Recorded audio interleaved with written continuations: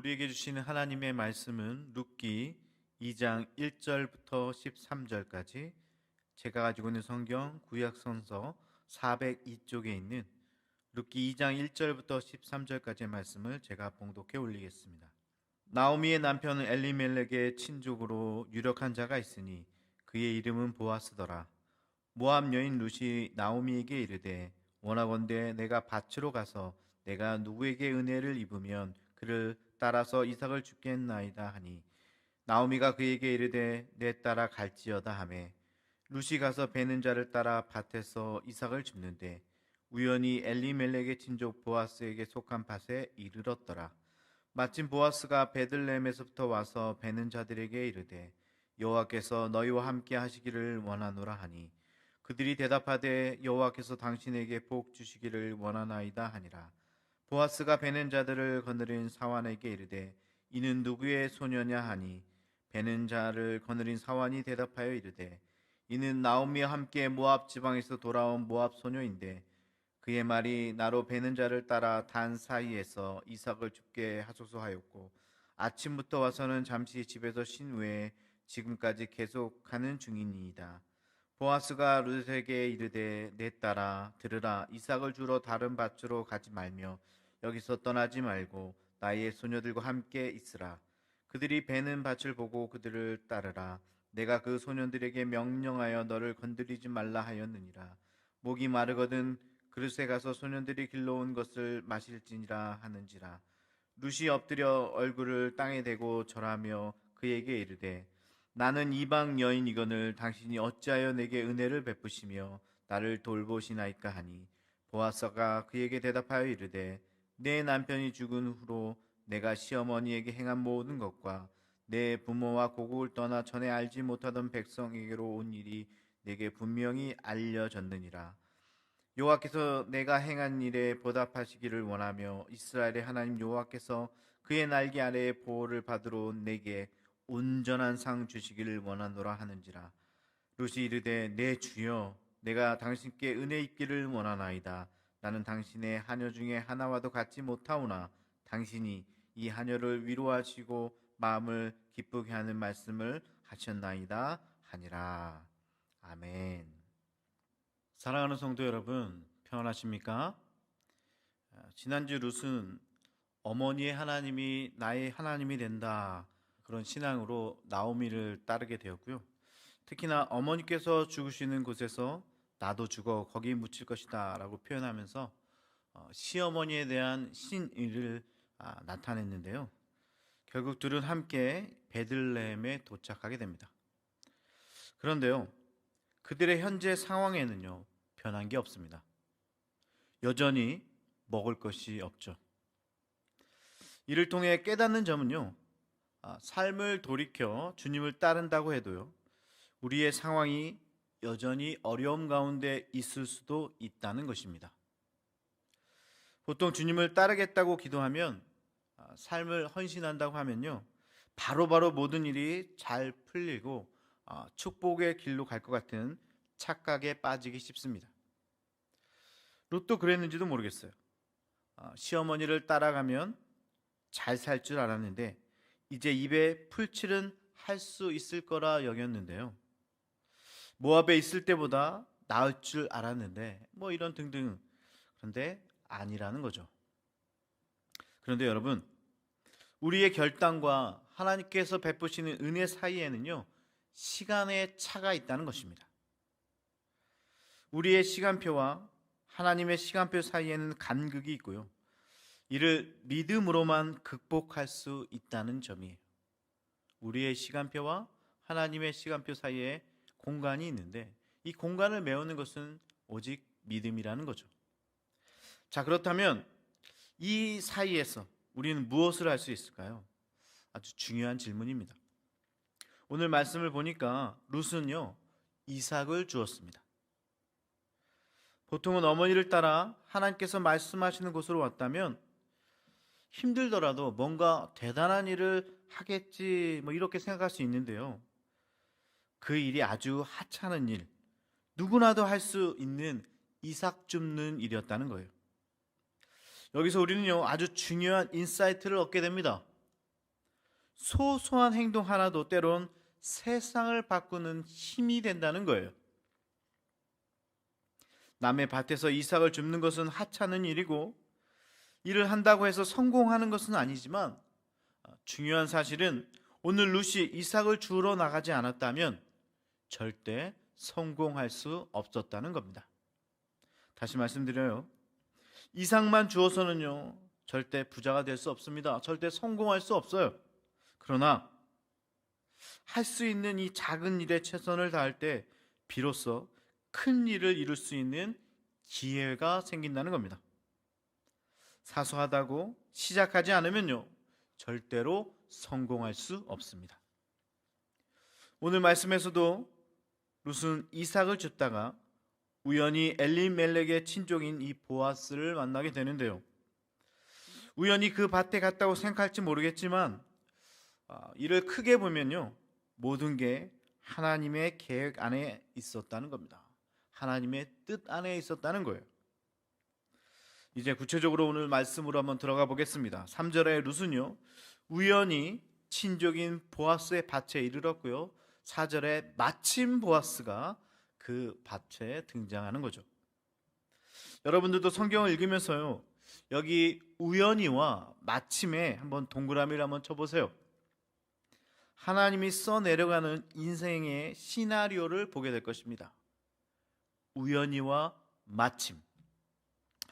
먼저 보아스를 좀 살펴볼 텐데요. 여러분 이 보아스가요 정말 대단한 사람입니다. 밭이 달랑 한 개 있는 그런 분이 아니에요. 성경이 그를 유력한 자라고 표현하고 있는데요 1년에 한 번 추수 때라 이 수천 평의 밭 가운데 오늘 이곳에 마침 오늘 이곳에 들린 것일 수도 있다는 겁니다. 여러분 아직도 이해가 되지 않으시나요? 그러면 오늘 말씀을 좀 현대적으로 각색해 보겠습니다. 어느 여주인공이요 뼈저리게 가난해서 시골에 있는 회사에 정식으로 취직된 것도 아니고요 알바로 허드렛 일을 하고 있다고 합시다. 이 회사에는요 회장 2세가 있는데요 회장 아들이 있는데요 서울그룹 본부에서만 일하는데 1년에 딱 한 번 시차를 위해 전남 목포에 있는 공장에 온다고 합시다. 그때 우연히 이 목포 공장에서 허드렛 일을 하고 있는 여주인공을 만나는 거죠. 실은 저희가 드라마에서 보는 말도 안 되는 그런 장면이잖아요. 그런데 한번 잘 생각해 보세요. 이런 신데렐라 같은 요소가 드라마에서 사라지지 않는 이유가 무엇일까요? 이것이 바로요 사람 마음 깊숙한 곳에 있는 동경이라는 겁니다. 하여튼요 오늘 본문을 보면서도 룻과 보아스가 우연히 만났구나, 그러다가 보아스의 눈에 룻이 들어왔네, 뭐 이렇게 이 정도만 읽는 분들은요 오늘 말씀에 전혀 은혜가 되지 않을 거예요. 오늘요 실제적으로 일어났던 이 사건은요 사실은 우리 마음속 깊은 이 동경에서만 일어나는, 그런데 이 실상에서 오늘 룻과 보아스가 거의 만날 수 없는 그런 신분의 사람들이었는데 만나게 되었다는 것입니다. 마치 드라마에서만 볼 만한 그런 장면인데요 그런 처지가 아님에도 불구하고 우리 하나님께서 나오미에 대한 긍휼과 룻의 신앙에 대해서 어여삐 여겨 지금 하나님께서 드라마를 써 내려가고 계신다는 겁니다. 보통 드라마는요 우연히와 마침으로 연결되는데요 오늘도 마찬가지라는 거예요. 여러분 TV 드라마 여주인공 남주인공이 꼭 만나게 해달라고 열광만 하지 마시고요. 야, 드디어 만났대, 남주인공이 여주인공 만났대, 아직도 안 만났어? 빨리 방송국에 전화해 서로 만나게 하라고 빨리, 뭐 이러지만 마시고요. 오늘 이 룻과 보아스의 만남에 거기에 하나님의 개입하심에 감격하시기를 바랍니다. 여러분 드라마를 보면요 오늘 드라마 이야기가 많은데요 꼭 남자 주인공과 여자 주인공이 해외나 오지에서 한번 만났다가 헤어져요. 그죠? 그리고 우연히 한국에 와서 다시 만나 여러 역경을 헤쳐나가면서 서로 막 사랑하게 되잖아요. 보통의 드라마가 다 그렇잖아요. 여러분들 드라마 안 좋아하시나 봐요. 오늘 본문 이 룻과 보아스가 우연히 만난 이 장면이 바로 오늘 모든 말씀을 전체를 끌고 가고 있는 동력이 된다는 것입니다. 여러분, 이제 좀 보이십니까? 하나님께서 만들어 가시는 이 드라마의 남녀 주인공이 룻과 보아스, 그리고 오늘 그들의 첫 만남, 이 얼마나 드라마틱한 그런 장면인가요? 저만 아주 신나서 막 말씀을 드리고 있는 것 같은데요, 아마도 여러분 영상 넘어서 같이 그렇게 공감하고 있을 줄 믿습니다. 그런데요, 여기서 중요한 교훈 하나를 찾아볼 수 있습니다. 룻과 보아스의 첫 만남 가운데 우리에게 말씀하고자 하는 내용이 있어요. 이 교훈이 바로 이 모든 게 이삭 줍기라는 작은 일에서 시작되었다는 것입니다. 할렐루야. 여러분, 지금 여러분들이 하는 일이 대단한 것입니까? 그럼 감사하고요. 그러나 그런 일이 아니라서, 아주 작은 일이라서 실망하고 계신 분들이 혹 없으십니까? 내가 왕년에는 이랬는데 지금 내 모습이 정말 내가 이런 일이나 하고 있고, 이렇게 한탄하고 계신 분들이 있으십니까? 하나님의 놀라운 계획은요, 바로 이삭 줍는 아주 작은 일로부터 시작된다는 것입니다. 룻도 이방 여인으로서 창피를 무릅쓰고 자기가 할 수 있는 가장 작은 일을 시작함으로 축복의 통로가 된 것입니다. 여러분, 여러분들이 할 수 있는 작은 일부터 시작해 보십시오. 그럼 좋으신 하나님께서 그 일들을 통해 크게 역사하실 줄 믿습니다. 다시 말씀드려요. 이삭을 많이 주어서 부자가 되거나 성공하는 것이 아닙니다. 그러나 이삭을 주면요, 그 가운데 하나님께서 개입하십니다. 작은 일이라도 성실히 행하면요, 하나님께서 그 일들을 통해서 역사하신다는 말씀입니다. 마지막으로 8절 이하에는요, 읽기만 해도 은혜가 되는 말씀들이 줄줄 나옵니다. 룻기 절반 이상이 대화체고 그 안에 축복의 언어가 질비하다라고 이게 말씀을 드렸는데요, 그런 축복의 대화라는 거죠. 보아스가 이야기합니다. 내 딸아 들으라. 이삭을 주우러 다른 밭으로 가지 말며 여기서 떠나지 말고 나의 소녀들과 함께 있으라. 목이 마르거든 그릇에 가서 소년들이 길러온 것을 마실지니라. 룻이 대답하죠. 나는 이방 여인이거늘 당신이 어찌하여 내게 은혜를 베푸시며 돌보시나이까. 정말 따뜻하죠. 다시 보아스가 말합니다. 여호와께서 내게 행한 일에 보답하시기를 원하며 이스라엘의 하나님 여호와께서 그의 날개 아래에 보호를 받으러 온 내게 온전한 상 주기를 원하노라. 룻이 대화를 받습니다. 내 주여, 내가 당신께 은혜 입기를 원하나이다. 나는 당신의 하녀 중에 하나와 같이 못하오나 당신이 이 하녀를 위로하시고 마음을 기쁘게 하는 말씀을 하셨나이다. 전요 그냥 말씀을 대화체로 읽어드렸는데요, 이 얼마나 따뜻하고 아름답습니까? 그죠? 요즘 나오는 드라마 저리 가라죠.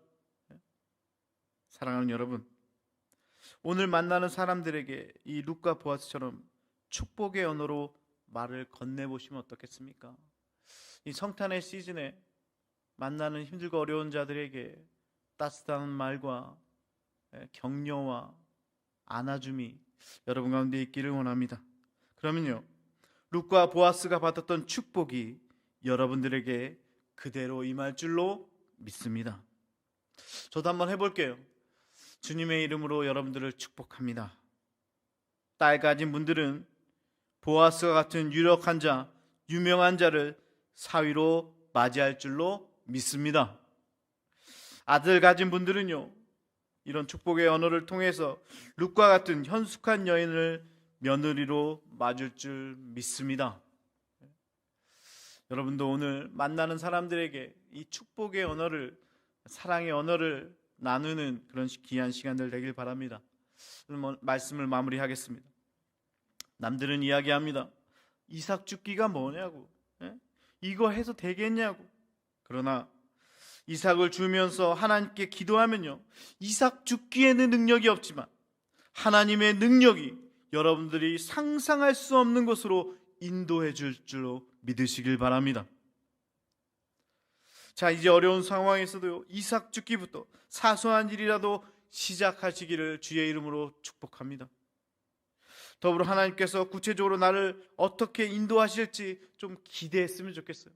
지금은 이삭을 죽고 있지만, 지금은 사소한 일을 하고 있지만, 지금은 어렵지만 하나님께서 내 인생 가운데 개입하셔서 나를 어떻게 인도하실지 기대하시길 바랍니다. 너의 시작은 미약할으나 끝은 창대하리라. 이 복음이 여러분들의 가정에도 함께하기를 저도 위해서 기도하겠습니다. 최고의 현숙한 여인, 정숙한 여인 루시 받은 축복을 오늘 여러분들도 받기를 원합니다. 자, 오늘 말씀 후에 우리 같이 이렇게 한번 기도해 봤으면 좋겠어요. 우리의 자녀들이 보아스와 같은 유명한 자를 만나기를 원합니다. 우리 아들들이 룻과 같은 현숙한 여인을 만나게 하옵소서. 이렇게 기도하면요, 여러분들의 삶에도 그대로 나타날 것입니다. 여러분의 자손들에게도 이런 은혜들이 미칠 줄 믿습니다. 지난주에 하니까요, 반응이 굉장히 좋던데요. 오늘도 다음 주 예고를 좀 해드리겠습니다. 오늘 12절에 온전한 상에 대해서 나오는데요, 다음 주는 룻이 받았던 온전한 상이 구체적으로 무엇인지 한번 같이 나눠보고요, 여러분들도 그 상을 받을 수 있도록 도와드리겠습니다. 이 온전한 상, 오늘 하루도 룻과 같이 주날개 및 내가 편안히 쉬네 삶으로 고백되어지는 여러분 모두가 되시기를 축복합니다.